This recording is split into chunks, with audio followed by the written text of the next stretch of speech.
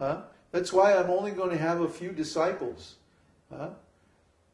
And then, you know, they can initiate others if they like. But I know my capacity is very limited. But Prabhupada had at least 5,000 to 7,000 direct disciples and many, many more indirect disciples who came to his different temples and worshipped and so on. We can't really comprehend what it would take, the kind of potency required to make that many disciples. It's huge. It's huge. We are just kind of a very minimum guru compared to Srila Prabhupada. Prabhupada is like the Acharya. He's a major figure in the devotional lineage. So we're just trying to follow in his footsteps a little bit, as much as possible. But at the same time, we're not willing to compromise. Even though our potency is so much less, we still want to follow his program exactly as far as is possible for us. But that means we don't want to compromise. We don't compromise on the philosophy. We don't compromise on the practices. See, ISKCON made so many compromises because they wanted to be big. They wanted to have lots and lots of people. They thought that was success, you see. So they compromised. Prabhupada said in 1972, we have enough men now.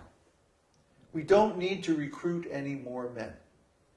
What we need to do is train up the people we've got to a very high standard of Krishna consciousness. In other words, he wasn't satisfied with the standard. He wasn't happy with the level of understanding of the devotees. He wanted them trained up to be better, more fixed up devotees. But unfortunately, his disciples didn't listen to him. And they kept recruiting. Instead of concentrating on the quality, they went for the quantity. This was a big mistake. So we are determined not to make the same mistake. We're going to concentrate on the quality. If we get 5 disciples who actually understand and can actually practice this science of Krishna consciousness, this devotional esoteric teaching of the Vedas, that will be more than enough. Prabhupada always said, if I had 5 good disciples, I could conquer the world. Well, he conquered the world anyway. Unfortunately, it didn't last. After Prabhupada disappeared, his so-called leading disciples, they made more big mistakes. They declared themselves guru, and then they set up a committee to make more gurus, even though this is specifically prohibited by Bhaktisiddhanta and Srila Prabhupada. So, of course, the whole thing became dilute. Similar things should have happened after Chaitanya's disappearance. Well, they did. That it degraded so fast after so much. Yeah. That, for example, the descendants of Lord Nityananda and Advaita Acharya both started what's called a seminal lineage, where you have to be born into the lineage to be a guru, passing down the title of guru to their sons and grandsons, a caste system. Yeah? But one of the first thing that Lord Caitanya said to Ramananda Rai when he asked him what is the essence of Vedic Dharma, Ramananda Roy, the first thing he answered was the Varnashrama system.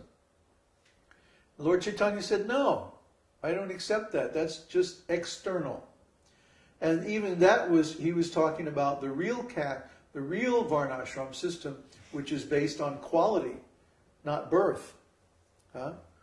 So what to speak of real Varnashram, then they made phony Varnashram based on birth. And they tried to say that's how guru is passed down. So they fell down. And the same with the the followers or family of Lord Nityananda. Now there's also a real disciplic line that comes from Lord Nityananda, which is still going today, parts in Panihati and places like that in India. See? So there's a real disciplic succession and there's a false disciplic succession that appears externally to be devotees.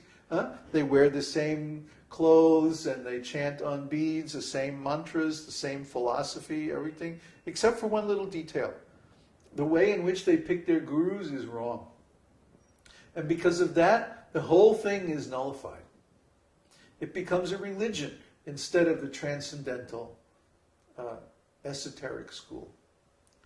So, if you can't understand the difference between a religion and an esoteric school, try to understand, for example, the difference between the Catholic Church and Jesus and his 12 disciples.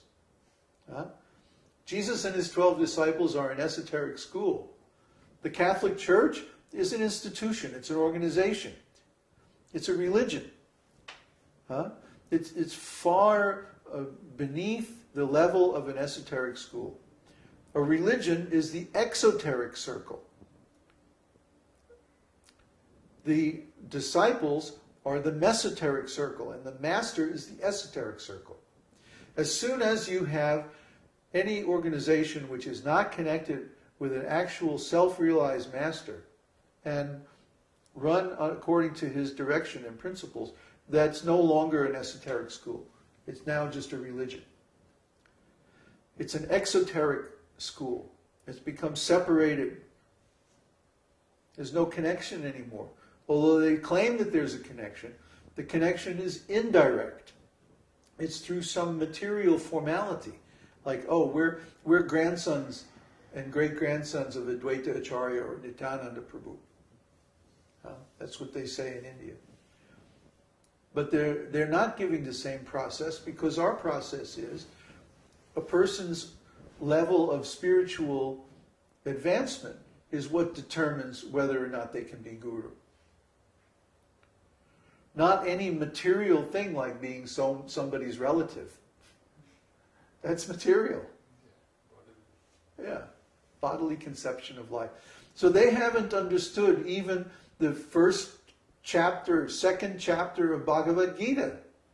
How can they say that they are acharyas in the line of Lord Caitanya? See, it's so rascal. And then the Babajis in Vrindavan, they're on the other side. They're saying, oh yes, we study rasa. We study Krishna and the gopis. Then you say, well, what about Bhagavad Gita? Oh, we don't read Bhagavad Gita. We're not interested in Bhagavad Gita because that Krishna is outside of Vrindavan. That's only Krishna as Yuga avatar, Narayan Krishna. They talk like that. They don't understand that Arjuna and Krishna on the battlefield of Kurukshetra, this is also rasa. See? They don't see how this is also rasa. That means they don't understand rasa at all, really. They say rasa is only conjugal love. They don't understand that Arjuna and Krishna are friends. They're in friendly rasa. Vatsalya rasa, parenthood. They don't understand these things. They miss.